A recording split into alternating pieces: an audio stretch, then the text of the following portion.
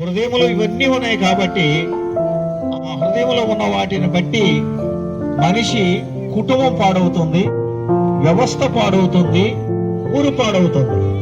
నిజంగా దేవుడిని చూడాలి, నిజమైన దేవుడిని చూడాలి అని అనుకున్నప్పుడు ఇవి తీసివేసుకోవటమే ముఖ్య కారణం.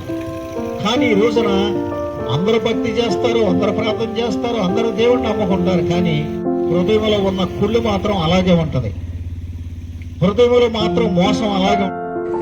ఎవరైతే హృదయాన్ని తెరుస్తారో, ప్రభా నిజమే నేను పాపిని, నా దగ్గర అక్రమం ఉంది, అన్యాయం ఉంది, కానీ పైకి భక్తి చేస్తున్నాను, పైకి నేను దేవుడు అంటున్నాను, కానీ దేవుడు నా దగ్గర లేడు, చెడు ఉన్నంత వరకు నా దగ్గర దేవుడు ఉన్నాడు, నేను నా జీవితంలోనికి ఆహ్వానిస్తాను, నేను నా హృదయంలోనికి ఆహ్వానిస్తాను, నేను నా కుటుంబంలోనికి ఆహ్వానిస్తాను అని నిజంగా మీరు ఇప్పుడే మీ అతిక్రమాలు విడిచిపెట్టి, మీ వ్యసనాలు విడిచిపెట్టి దేవుని వైపు తిరగగలిగితే దేవుడు ఇప్పుడే నీ జీవితంలోనికి వస్తాడు, నీ కుటుంబంలోనికి వస్తాడు.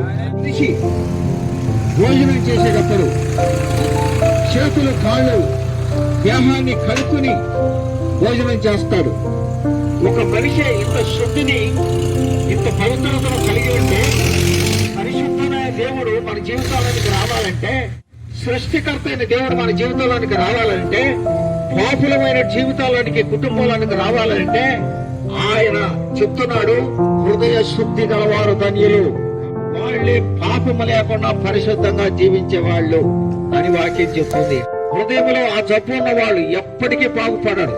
ఆ ఇల్లు బాగుపడదు, ఆ కుటుంబం బాగుపడదు, ఆ జీవితం బాగుపడదు.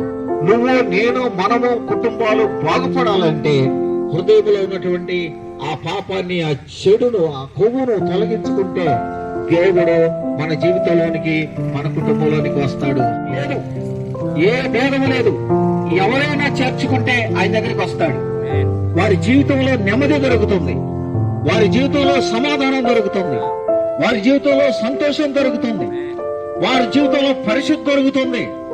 ఎన్నడూ చూడనటువంటి ఆనందాన్ని, ఎన్నడూ చూడనటువంటి ఆశీర్వాదాన్ని, వారి కుటుంబంలో ఉన్న చీకటిని పోగొట్టి, ఆ ఇంటిలో ఉన్న దరిద్రతను పోగొట్టి దేవుడు ఆ ఇంటిలోనికి వచ్చి ఆ ఇంట్లో ఉన్న వాళ్ళందరికీ శాంతిని, సమాధానాన్ని ఇస్తాడు. హల్లెలూయా. అనుకున్నారు కులం కాదు, మతం కాదు, జాతి కాదు, తక్కువ కాదు. ఆయన పరిశుద్ధుడైన సృష్టికర్త. ఆయనని చేర్చుకోవాలంటే ఒక జీవిత విధానం ఉంది. ఏంటంటే హృదయంలో ఆయన చేర్చుకోవాలి, మన ఇంటిలో ఆయన చేర్చుకోవాలి. బైబిల్ చెప్తుంది, ఆకాశ పక్షులకి గూళ్ళున్నాయి, నక్కలకు బొరియలున్నాయి, మనిషి కుమారుడైన యేసుని చేర్చుకోవడానికి చోటు లేదు. ఎందుకంటే వారి జీవితంలో పాపం ఉంది కాబట్టి, వారి జీవితంలో అతిక్రమం ఉంది కాబట్టి, వారి జీవితంలో వ్యసనాలు ఉన్నాయి కాబట్టి వాళ్ళు దేవుని చేర్చుకోవడానికి ఇష్టపడాలి. అయితే ఆ వ్యసనాలను విడిచిపెడితే, యేసు నీవు దేవుడివి అని నోటితో ఒప్పుకుంటే ఆయన కనికరం పొంది మన జీవితాన్ని బాగు చేస్తాడు, వెలిగిస్తాడు. మన ఊరు పాడైపోతే రోడ్లు వేసుకుంటాం, మన ఊరు ఇల్లు పాడైపోతే చక్కగా బాగు చేసుకుంటాం.